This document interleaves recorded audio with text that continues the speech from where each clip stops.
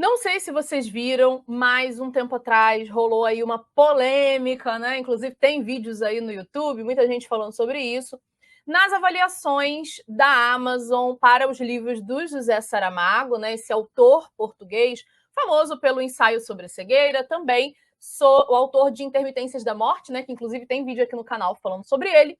Porque as pessoas estavam dizendo que as edições tinham uma formatação, né, uma diagramação ruim, que não tinha parágrafo, que não tinha ponto, que tinha palavra errada. Quando você compra, né, um livro do Saramago, aqui eu estou dando exemplo do Intermitências, mas você vai ver isso em outros livros também, né? Você vai ver que ele, ó, são blocões de páginas, tá? De texto. Não tem parágrafo, né? O travessão do parágrafo, recuo, enfim, não tem essas coisas.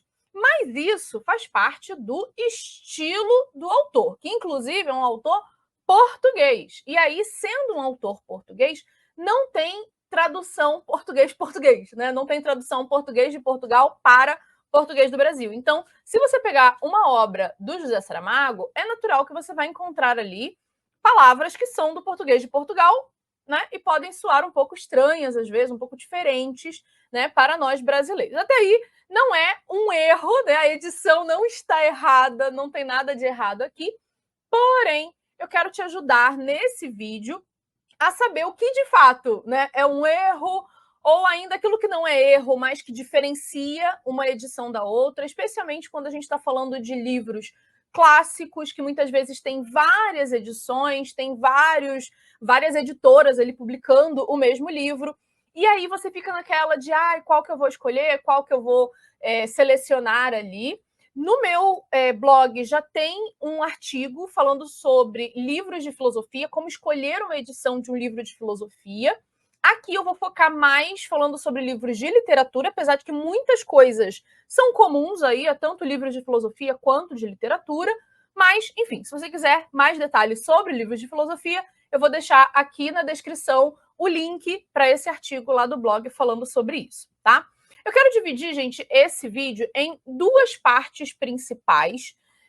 Uma falando sobre as editoras e outra falando sobre a edição. O que você deve observar? E aqui a minha questão não é dizer, você compre este livro ou compre aquele livro.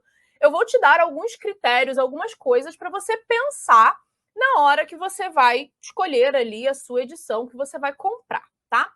Primeiro, gente, falando sobre editoras. A gente tem trocentas editoras brasileiras, ainda bem, muito bom. Porém, às vezes, duas editoras que publicam o mesmo livro têm edições muito diferentes deles. Por quê? Porque cada editora, para além de, né, uma certa cara, vamos dizer assim, né, que ela publica certos tipos de livros e não outros tipos de livros, para além disso, também tem o fato de que algumas, por exemplo, já se consagraram como sendo editoras que trazem boas edições, né, que trazem edições muito consagradas, muito boas, né? E aí a gente pode pensar um exemplo aí, né, se a gente fala de literatura russa, por exemplo, e até alguma coisa de literatura grega, a editora 34 é talvez um dos exemplos disso, né? Ela contrata editores muito renomados, ela tem um material crítico, né? Tem ali material de apoio, notas, etc. Porém, são livros mais caros, porque justamente esse trabalho todo demanda, né, grana. Então, é, né, uma editora que já ficou meio que famosa, né, pelos livros russos, por exemplo, que ela publica. Por outro lado, você tem editoras, né, que têm livros mais baratos, então elas meio que uma característica da editora, né, é fornecer livros mais acessíveis, né, financeiramente falando, mais baratos. Só que para isso elas vão ter que baratear os custos, né, para a produção daquele livro. Então, por exemplo, muitas vezes vão usar traduções de domínio público. E aí, se você não sabe, né, o que é domínio público? Depois de um certo tempo, expiram os direitos autorais sobre uma determinada obra, né? Então, por exemplo, se eu hoje publicar um livro, né, eu tenho os direitos autorais, né, dessa obra. Mas aí passa o tempo, eu morro, né? E passou-se um tempo depois que eu morri, os meus herdeiros não terão mais, né, o direito de ganhar dinheiro com as publicações. Então, qualquer um pode publicar sem ter que pagar direitos autorais para o autor ou para os herdeiros. Recentemente aconteceu isso com o Graciliano Ramos, né? também uns tempos atrás teve esse fim dos direitos autorais lá do George Orwell, e aí todas as editoras publicaram 1984, saíram trocentas edições. Recentemente estão saindo trocentas edições lá do Graciliano Ramos, porque terminaram ali os direitos, então está todo mundo publicando. Assim como existem os direitos do livro, né, existem os direitos também de tradução, e muitos já caíram em domínio público. Então, tem editoras que, para baratear, para não pagar esses direitos, né, para tradutores e para autores, pegam edições de domínio público. Essas edições, inclusive, você pode encontrar de graça na internet, tá? Tem um site do governo, eu vou deixar também aqui na descrição o link desse site, que você tem várias obras, não só brasileiras, mas também obras da literatura mundial, mas também de filosofia, de várias áreas, que já estão em domínio público. Então, eu vou deixar aqui, são de graça. Então, por exemplo, vale você avaliar se, de repente, você só quer um PDF daquilo ali e dá para conseguir em domínio público, não é pirataria, é gratuito mesmo, ou se você quer um livro que tem ali uma tradução mais recente, etc, etc, como, por exemplo, a editora 34, que eu falei, né? Que é um exemplo desse, está fazendo.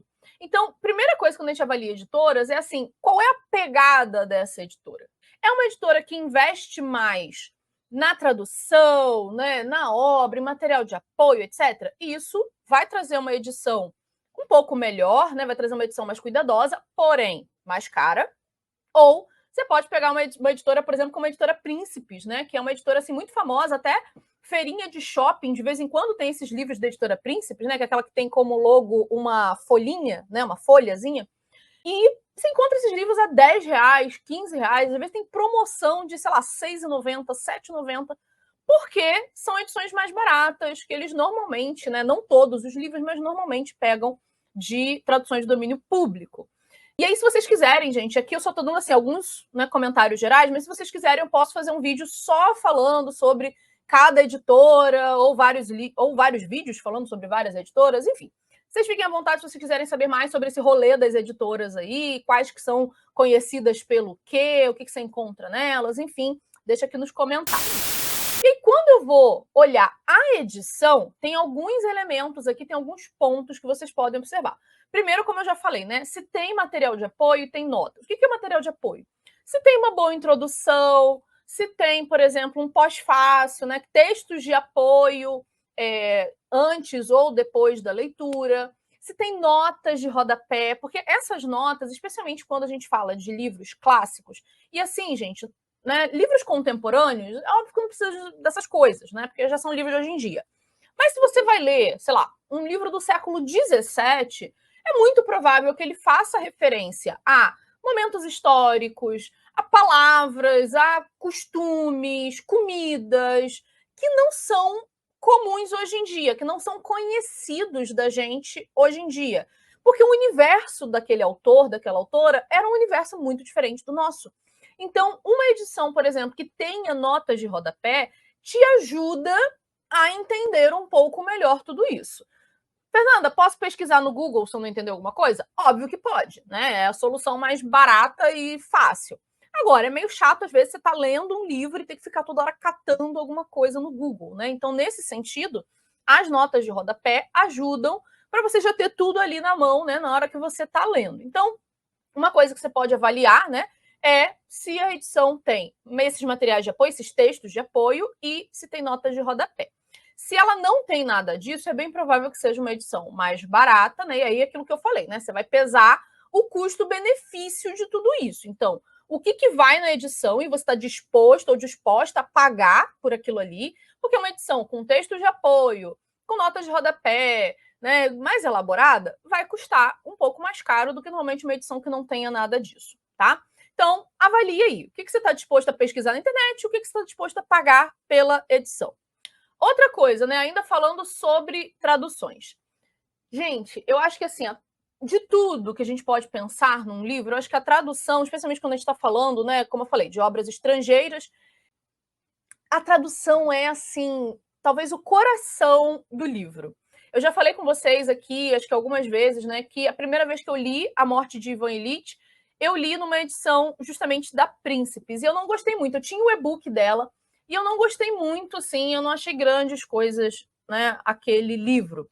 E aí eu fui ler novamente pela Antofágica, né? Eu li ano passado, se eu não me engano, pela edição da Antofágica, e o livro se transformou para mim, porque é uma outra tradução, é uma outra experiência. Estou dizendo que a tradução da Príncipes é ruim?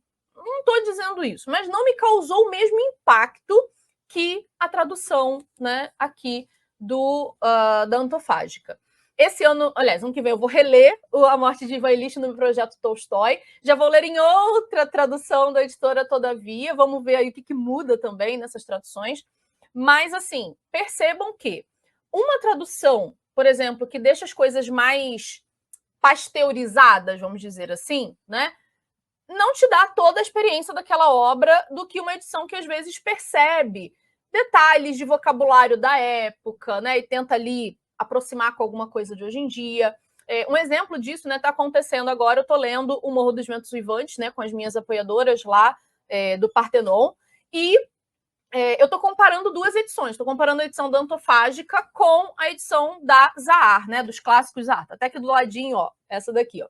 Então, essa edição aqui dos clássicos Zahar, e, gente, a Zahar, essa edição dos clássicos, normalmente é uma boa edição, tá? Não é uma edição ruim, não. Inclusive, a minha aqui é comentada, então tem muitas notas de rodapé comentando ali, falando sobre aspectos históricos, literários, etc. Então, não é uma tradução ruim. Porém, ela é uma tradução um pouco mais pasteurizada. O que eu estou chamando de tradução pasteurizada? No texto original, né, da Emily Brontë, ela marca uma diferença de vocabulário, uma diferença linguística entre os habitantes lá, os moradores lá do Morro dos Ventos Uivantes, e o Lockwood, que é um cara da cidade que chega lá e tal para visitar. Tem uma diferença da galera do campo, né, mais do interior, para a galera da cidade. Tem uma diferença ali de vocabulário. Essa edição aqui não marca essa diferença. Então parece que todo mundo fala igual a todo mundo. A edição da Antofágica, inclusive, tem um texto no final da tradutora comentando, né, os desafios dessa tradução e tal, porque é um texto que, apesar de ser um texto em prosa, é um texto muito lírico, né, tem uma certa poesia ali envolvida, tem esses aspectos, né, que a autora marcou uma diferença de linguagem entre os personagens. Então, por exemplo, isso modifica a sua experiência de leitura, né? Não estou dizendo que essa edição da Zahar é ruim, não estou dizendo isso. Porém, percebem que tem uma diferença entre ler uma obra que marca diferenças de linguísticas ali, diferenças de vocabulário, e uma obra que não marca, né? Isso, no final, a experiência acaba sendo diferente. Se você está lendo uma coisa, se você está lendo outra. Mas dá para entender a história? Dá para entender a história, mas de repente você está perdendo um aspecto da história, né? Por esse fator aí, tá bom? Então, a tradução. Primeiro, veja se é uma tradução direto do original. No caso aqui, as duas são, né? Tanto essa quanto a outra são traduções direto do original. Mas existem editoras que muitas vezes fazem tradução de tradução. Então, por exemplo, o livro foi escrito, sei lá, em grego, né? Vou falar muito aqui da minha área clássica. Foi escrito em grego, ou foi escrito em latim. Ao invés de pegar um tradutor e traduzir direto do original, tem editoras que vão lá e pegam uma tradução em inglês ou em francês e traduzem para o Brasil. Com o russo aconteceu muito isso também. Tem algumas editoras aí, especialmente edições mais antigas, que faziam muito isso de traduzir do francês ao invés de traduzir direto do russo. E aí aquela história de telefone sem fio, né? Quem conta um conto, aumenta um ponto. A coisa não fica, né, das melhores. Porque você passa de uma língua para outra língua, para uma terceira língua, tem coisa que se perde, tem coisa que se acrescenta, né? Não é das melhores coisas. Então, observe se a tradução vem direto do original. Se possível, veja se o tradutor conhece aquela obra. Gente, hoje em dia com o Google, você dá um Google ali e vê quem é o tradutor. Vê se é uma pessoa que conhece a obra, que é especialista naquela língua, naquele assunto, naquele autor, porque isso também faz diferença. Cada autor tem um vocabulário próprio, tem um jeito de falar, tem um jeito de escrever, e isso também faz parte da experiência de leitura. Porque senão você lê todos os autores e parece que todo mundo é igual, parece que não tem diferença, né? Você vai ler, sei lá, Homero, e você vai ler, né, a Emily Brontë, e parece que todo mundo fala igual, quando eles não falam. Então, uma boa tradução te faz perceber essas diferenças de estilo, de linguagem, né, de características de cada autor. Outra coisa que eu queria destacar aqui é em relação ainda à tradução. Se é uma tradução mais acadêmica, vamos dizer assim, especialmente de obras clássicas gregas, de obras clássicas mais antigas, ou se é uma tradução mais popular. Por que eu estou chamando atenção para isso? Porque muita gente fala assim, eu quero ler literatura grega, eu quero ler o Édipo, a Ilíada, a Odisseia, etc. E aí, às vezes você vai pegar uma edição que tem uma edição um pouco mais acadêmica, né? Uma edição que não é ruim, tá? Importante, não é uma edição ruim, foi traduzida do grego, porém, o tradutor está mais focado em ser, vamos dizer assim, mais fiel ao texto original do que, às vezes, em tentar facilitar um pouco mais o entendimento do leitor contemporâneo. E isso pode gerar um estranhamento. Aí você fala assim, tá vendo? Porque clássico é ruim, porque não dá para entender, porque não sei o quê. É porque, às vezes, você pegou uma tradução que, né, não está ali privilegiando o leitor. Vou deixar, assim, só um exemplo, que é um exemplo aqui da Ilíada, né? Eu tenho essas duas edições aqui físicas, né? Uma edição aqui, ó, da Martin Claret, é uma edição bem antiga, né? Daquelas edições da Martin Claret que são livrinhos de bolso, né? Então tem essa edição aqui da Ilíada, que é a tradução do Manuel Odorico Mendes, que é uma tradução bem antiga do português, bem tradicional. E essa edição aqui, né, da Companhia das Letras, da Penguin Companhia das Letras, que é a tradução do Frederico Lourenço. Então eu vou ler só os primeiros versos, né? Esse é um livro composto em versos, não é em prosa. Então vocês vão ver aqui, ó, todas as duas traduções.